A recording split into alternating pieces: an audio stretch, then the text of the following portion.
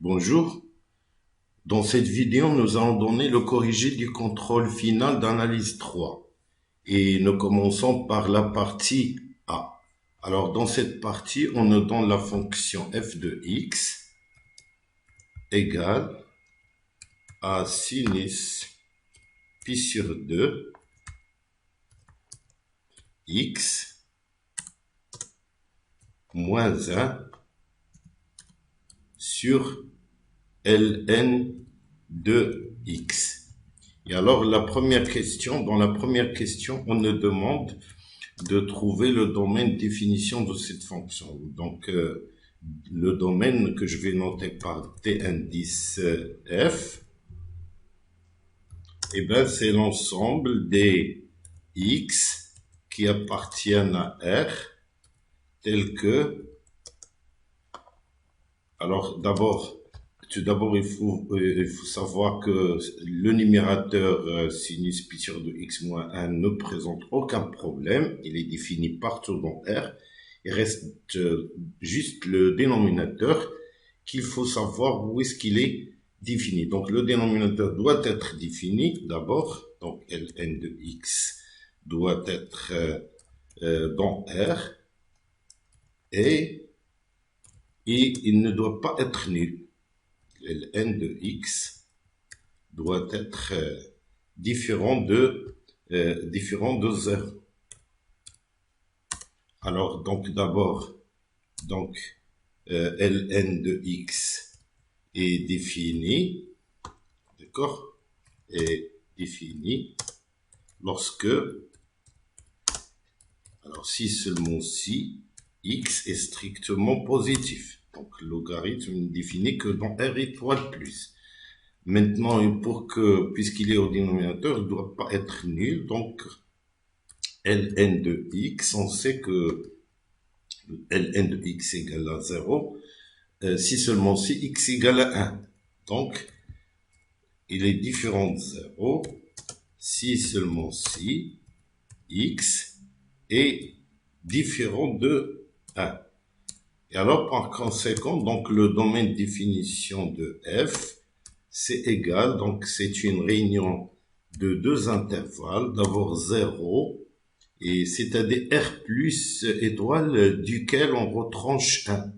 Donc, 1, et donc, là aussi, c'est ouvert, et union, donc, la même chose, un autre intervalle ouvert, 1, et donc, plus l'infini, et qui doit être lui aussi ouvert. Voilà. Donc ça, c'est le domaine de définition de cette fonction. Alors, pour la deuxième question, on nous demande d'abord de calculer le dl à l'ordre 4. Donc, dl à l'ordre 4 de la fonction, alors en 0, c'est-à-dire le dl habituel, c'est-à-dire la formule de Maclaurin, de la fonction cosinus at, avec a, c'est un paramètre réel, non nul. Donc, a est différent de 0. Voilà, différent de 0. Et alors là, donc c'est facile parce que nous, on sait calculer cosinus, le dl de cosinus t. Donc, on va remplacer t par at. Donc, cosinus de at, d'accord? Donc, c'est un développement limité habituel. Donc, à l'ordre 4. Donc, t.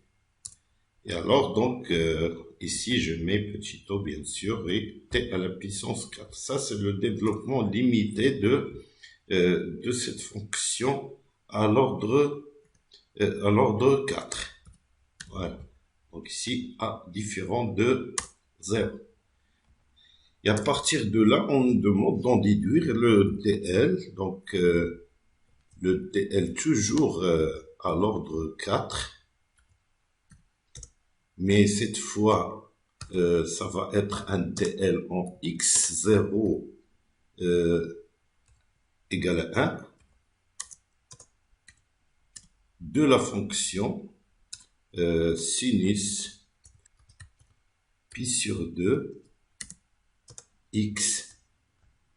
D'accord? Donc, on a vu dans le cours et dans le TD que chaque fois qu'on a à calculer un DL, on a un point autre que 0.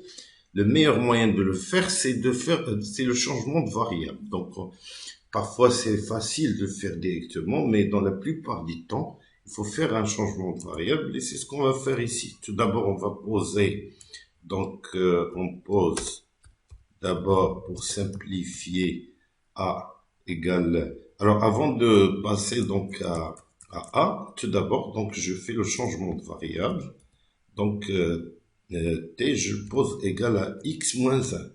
Et comme ça, lorsque x égale à 1, t va être égal à 0. C'est-à-dire que x, je vais remplacer x par t plus 1. Et alors, donc, je calcule sinus pi sur 2 x, sinus pi sur 2 x, qui va être à sinus de pi sur 2 t, plus pi sur 2. Et bien donc ça, on sait que c'est le cosinus de pi sur 2t, parce que sinus pi sur 2t fois le cosinus pi sur 2, c'est égal à 0. D'accord? Donc il faut se rappeler que cosinus de pi sur 2, c'est égal à 0. Et donc le sinus pi sur 2, c'est égal à 1. Et alors donc ceci, ça va être égal à cosinus de pi sur 2 t. Pi sur 2 t. Et donc, à partir de là, donc, je peux utiliser le DL que je viens de calculer au début de la question. Donc, si on pose A égale à pi sur 2, donc, ce qui fait que j'aurai ici, il suffit de remplacer dans le DL que je viens de trouver, il suffit de remplacer A par pi sur 2. Voilà, donc, j'écris ici, donc, pi sur 2, comme ça. Voilà. Et donc, c'est pas la peine que je fasse les calculs. Donc, voilà, comme ça. Et donc, je le mets ici, en numérateur. Donc, voilà. Et la même chose ici. Donc, voilà. Donc, à la puissance 4. Voilà, ça c'est le développement limité de cette fonction cosinus pi sur 2. Ben maintenant, il faut revenir à l'ancien variable, c'est-à-dire remplacer t par x moins 1. Donc, ce qui fait, on aura donc le dl de sinus pi sur 2 x égale à, donc là, je remplace chaque fois, là où il y a le t, je le remplace par x moins 1. Donc, voilà. Donc, x moins 1 ici, que je vais copier, et x moins 1 là. Voilà. Alors, et la même chose ici. Alors, ça, c'est donc le dl de la fonction sinus pi sur 2 x au voisinage de 1. Ensuite, dans la troisième question, on nous demande de calculer le dl, toujours à l'ordre 4, de la fonction ln de x au point x égale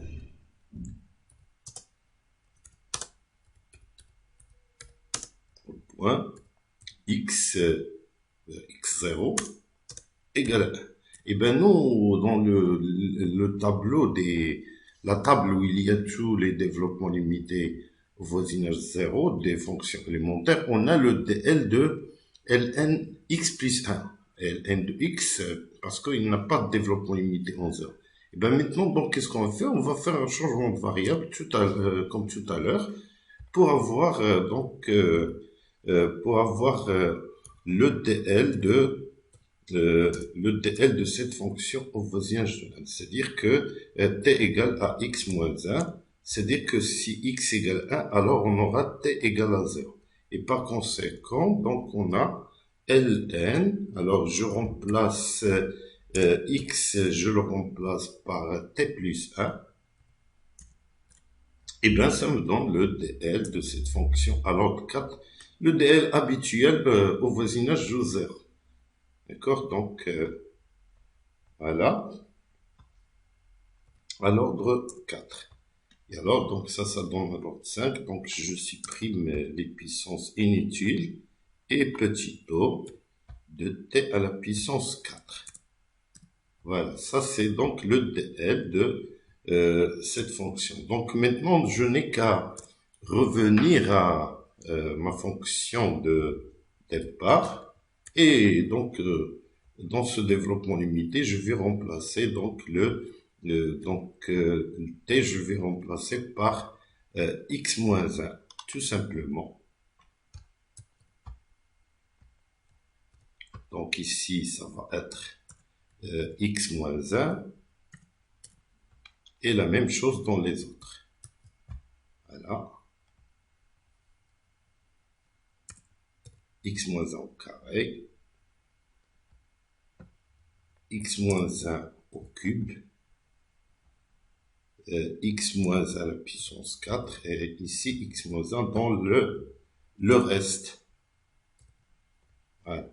Et ça, donc, c'est le développement limité de la fonction ln de x. Et ensuite, on nous demande après, dans la même question, de montrer que la fonction f est prolongeable par continuité. Donc, f de x est prolongeable par continuité au point 1. Ben, qu'est-ce que ça veut dire ça? Ça veut dire que puisque la fonction n'est pas définie par au point 1, parce que 1 n'est pas dans le domaine de définition, donc on souhaite avoir une fonction, au lieu d'avoir une fonction qui n'est pas définie en ce point, on souhaite avoir une fonction définie partout dans l'intervalle 0 plus l'infini. Et alors cette fonction, parce qu'il n'y a pas qu'une seule façon pour prolonger une fonction, il y a une infinité de façons, mais nous, on nous dit que le prolongement doit être continu. D'accord? Donc, il faut trouver le prolongement qui va donc rendre la fonction continue. Alors, tout d'abord, donc ceci n'est possible que si la fonction admet et limite au point 1. Donc, on va chercher limite de f de x au point 1. Donc, s'il n'y a pas de limite, alors il n'y a pas de prolongement par continuité. On peut avoir des prolongements, mais qui ne vont pas être continus. Alors, donc, pour trouver le prolongement par continuité, donc je prends donc la fonction, tout d'abord la fonction numérateur ou dénominateur. Donc, je commence par le plus simple, c'est le dénominateur. Et alors, donc, je vois que il est équivalent à x moins 1. Donc, Ln de x est équivalent d'après ce développement limité. Donc, le premier terme donne un équivalent simple de la fonction. Donc, ça, je peux mettre moins 1 donc, à gauche, et c'est égal à ça. Donc, ce qui fait que j'aurai sinus pi sur 2 x moins 1. Alors maintenant, nous, on a donc un quotient. Et alors, on sait que les équivalences, donc les équivalences sont compatibles avec le quotient et le produit. Et bien, puisque ici on a un quotient, alors donc on a la compatibilité. Et bien, donc ceci entraîne que la fonction f de x, il est équivalent au voisinage de 1. Donc il faut savoir que les équivalences ici, c'est avec x différent de 1. D'accord? C'est-à-dire que c'est des problèmes, c'est donc des notions au voisinage. Donc on a x moins 1. Voilà, donc je l'écris quand même, voilà, x moins 1. Et alors, donc en simplifiant, on a moins pi sur 2, x moins 1. Donc on simplifie, on a moins, voilà. Et alors, par conséquent, ça c'est une propriété des fonctions équivalentes. Deux fonctions équivalentes ont la même limite au point où on a cette équivalence. Donc, ce qui fait que la limite, puisque la limite de cette fonction-là égale à 0 lorsque x tend vers 1, donc la limite de la fonction f de x, d'accord, donc au voisinage de 1, c'est elle aussi égale à 0. Donc, x et 1 de f de x d'après cette équivalence. Donc, on peut prolonger, voilà, on l'écrit, donc on peut ainsi prolonger f à une fonction prolongée à une fonction continue dans l'intervalle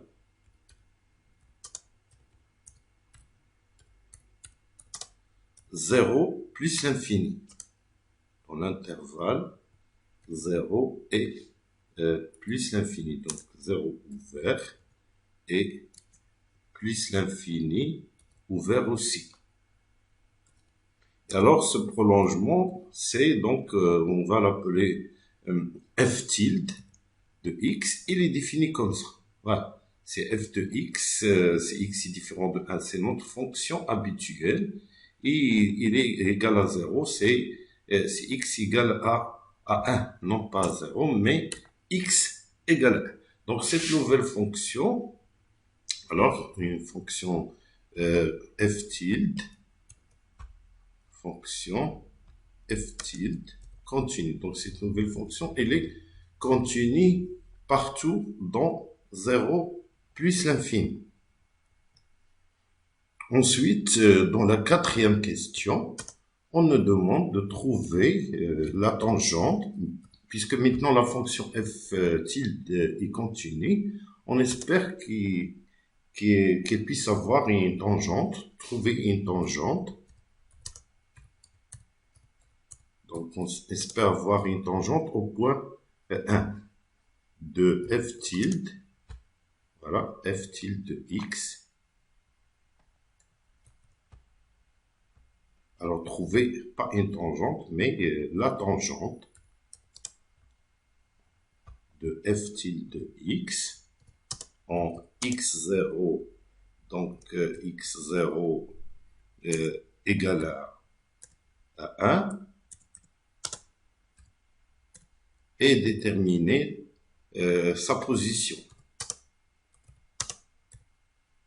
Déterminer la position du graphe de f, que je vais noter par C indice f. Donc la tangente, ici je vais la noter par grand T. La position de CF relativement à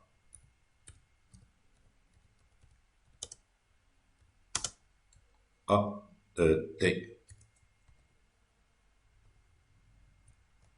Alors maintenant, on sait que pour trouver l'équation de la tangente et sa position par rapport à la courbe de la fonction, alors il est préférable d'utiliser les développements limités, d'accord? Donc ici, le problème ici, c'est qu'on ne sait pas si la fonction f tilde admet un développement limité ou non. Ben, tout ce qu'on sait, c'est qu'il admet un développement limité à l'ordre 0.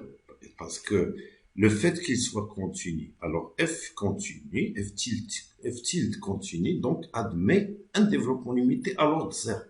Eh ben, pour l'ordre 1, il faut s'assurer qu'il est dérivable.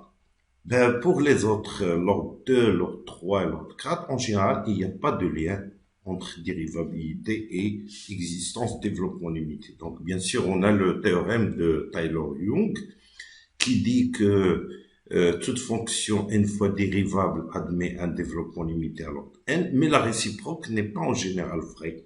D'accord? Donc, ce qui fait, on peut avoir un développement limité à l'ordre 2, à l'ordre 3, à l'ordre 4, mais bien que la fonction ne soit pas 2 fois dérivable, 3 fois dérivable, etc. Donc, nous, qu'est-ce qu'on va faire? On va donc exploiter les développements limités qu'on vient de calculer, donc de ln de x et de sinus de pi sur 2 x moins 1. Alors, tout d'abord, donc sinus pi sur 2 x moins 1. Donc, on va les copier. Voilà, ln de x, c'est ça. Alors, donc, voilà. Et après, le sinus aussi. Donc, sinus de x, il est là. Donc, on va les copier. Et donc, voir ce qui va arriver. D'accord? Donc, alors, tout d'abord, pour simplifier, donc, on va poser x moins 1 égale à t. D'accord? X moins 1 égale à t, et comme ça, donc, on pourra donc simplifier l'écriture. Et bien maintenant, il y a autre chose, c'est qu'on n'a pas besoin de développement limité à l'ordre 4, on a besoin juste de développement limité à l'ordre 2. D'accord? Donc, on a, pour déterminer la position, on calcule le développement à l'ordre 2. Si la puissance, c'est le terme qui a donc une puissance égale à 2 et nulle, c'est là qu'on passe à l'ordre suivant, etc. Donc d'abord, on commence par l'ordre 2. Mais comme on voit que si on fait le rapport, on aura donc à simplifier par x moins 1. Donc on va prendre l'ordre 3. L'ordre 3, donc je supprime ça. J'ai pas besoin de ça. x3. Et après, la même chose. Et la même chose ici. Donc, et l'ordre 3. Et après, donc, je fais ici t. Alors, t. Donc, je remplace par t. Et t. Et t. Donc maintenant, donc ces développements, bien sûr, vous êtes d'accord, ces développements, ils existent indépendamment des domaines de définition de la fonction, parce qu'ils sont pris séparément. Mais si on le met donc dans l'expression de la fonction, c'est là qu'il faut tenir compte du domaine de définition. Donc tout d'abord, donc je suppose que t est différent de 0. Si x est différent de 1, ça veut dire que t est différent de 0. Et donc, je peux donc diviser, donc j'aurai donc f de x égale, d'accord? Parce que, donc, comme je viens de dire, je ne sais pas si la fonction admet un développement limité à l'ordre 2 ou non. Donc, voilà. Alors, et donc, comme ça. Et alors, donc, vous voyez que puisque t est différent de 0, donc je peux simplifier. Tout d'abord, je mets moins pi sur 2, moins pi sur 2 au carré, je le mets donc ici. Donc, parce que le petit o, je divise je le multiplie par une constante, ça reste toujours un petit o. Donc, je peux mettre moins pi sur 2 au carré sur 2. Donc, je le mets en facteur. D'accord? Donc, ici, je mets un signe plus, un signe multiplie. Et alors, donc, j'aurai ça. Donc, t au carré, et ça, et là, et ça. Et donc, puisque t est différent de 0, je peux donc simplifie par t. Donc, ce qui fait que je vais avoir l'écriture suivante. Donc, voilà l'expression suivante, plutôt t, ici au carré, et là 1, et là moins 1 demi t, et t au carré, alors t au carré, et au carré. Oui, ici il fallait donc changer. Là aussi, j'ai pas changé le. Il faut changer ici t. Voilà, t et t ici partout. D'accord. Donc maintenant, on voit que c'est cette fonction f, cette fonction qu'on a définie pour t différents 0. Si je prends t égale à 0, il est égal à 0. Donc, ce qui fait, je peux dire que, puisque la fonction f tilde, il est donc il est défini par ça, même pour x égal à 1. Et alors, donc, je peux faire le développement limité en effectuant la division suivant les puissances croissantes. Donc, ce dl peut être calculé car le dénominateur n'est pas nul, car le dénominateur ne s'annule pas.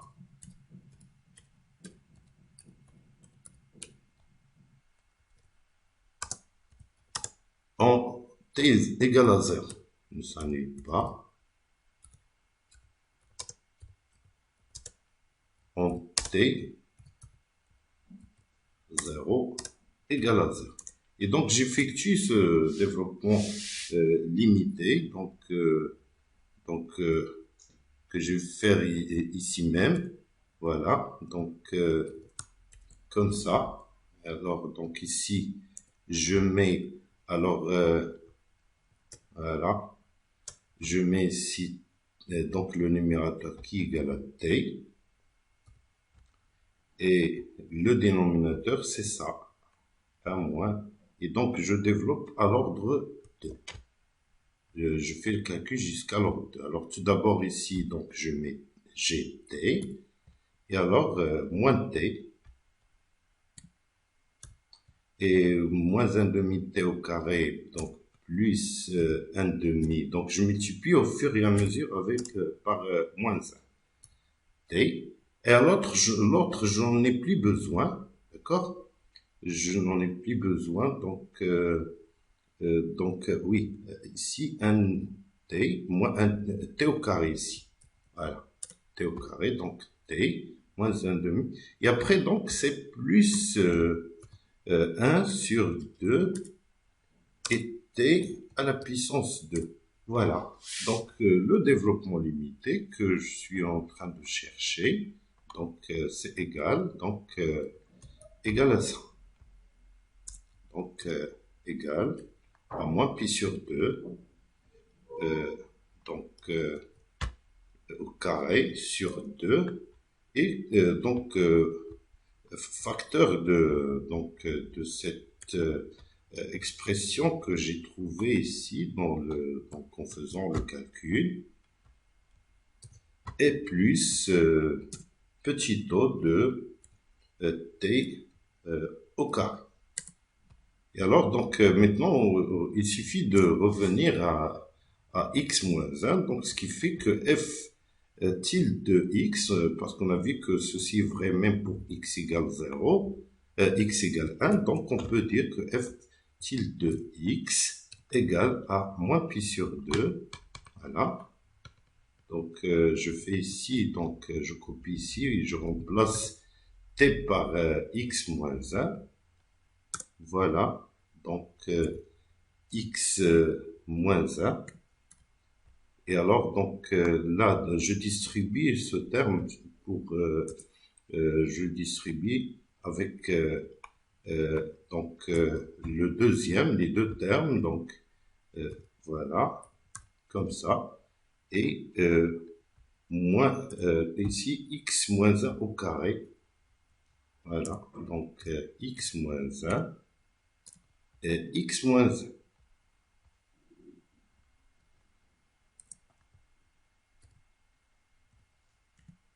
X moins 1. Et alors, donc ça, c'est donc le développement limité qui me permet de déterminer l'équation de la tangente, donc grand T. Eh bien, grand T, on sait que l'équation de la tangente, il est défini par... Alors d'abord, la première conséquence, c'est que la fonction f tilde, il est dérivable parce que il admet un développement, donc le développement supérieur ou égal à 1, ça prouve que la fonction, il est dérivable. Donc, ce qui n'est pas le cas pour l'autre, l'ordre 2 et 3 et 4. Ça n'a pas vraiment un lien avec... direct avec la dérivabilité seconde et troisième, etc. Il n'y a qu'une implication qui est vraie, comme on vient de le dire tout à l'heure. Mais là, on sait que maintenant la fonction f tilde, il est continu et dérivable au point x. Et alors, l'équation de la tangente, c'est le terme linéaire, c'est-à-dire le terme qui est de la forme a plus px moins 1. A, il est nul, donc l'équation de la tangente, c'est ça. D'accord? Donc, il reste la position. Pour la position, donc, je n'ai qu'à mettre f tilde plus ça. Voilà. Donc, je copie tout ça. Alors, pour la position, donc ici, je mets, donc ici, plus. Donc, je fais passer ce terme à gauche. Et donc, là, j'ai donc équivalence. Donc, l'équivalence avec au voisinage de 1. Donc je copie aussi l'équivalence et donc voilà. Donc ce qui fait que ici c'est équivalent au voisinage de 1 et ça c'est négatif. Donc par conséquent, et ben c'est la courbe, donc c'est indice F qui est au-dessous de la tangente. Dessous de la tangente.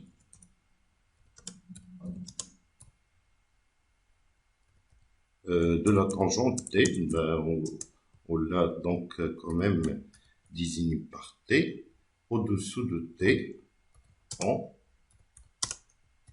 x0 égale à 1.